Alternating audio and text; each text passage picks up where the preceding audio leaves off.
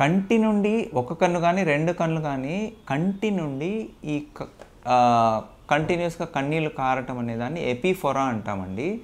దీనికి చాలా కారణాలున్నాయి ఎపిఫోరాకి. వాటిలో ఒక కారణం ఏంటి అంటే, ఈ కన్ను నుంచి మామూలుగా మనకి ఉత్పత్తి అయిన కంటి నీరు ముక్కులోకి ఒక డ్రైనేజ్ పాత్వే ఉంటుందండి. మనకి ఈ కన్ను ఈ మీడియల్ సైడ్‌లో కెనాలిక్యులై అని ఉంటాయి. తర్వాత సాక్ ఒకటి ఉంటుంది, లాక్రిమల్ సాక్ అని ఉంటుంది.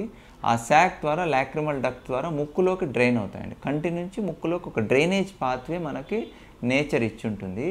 ఈ డ్రైనేజ్ పాత్వేలో ఏవైనా బ్లాక్స్ ఉన్నా, అది ఫంక్షనల్‌గా సరిగ్గా పనిచేయకపోయినా, యూజువల్లీ ఓల్డ్ ఏజ్‌లో ఈ ఫంక్షనల్ ప్రాబ్లమ్స్ చూస్తుంటాం.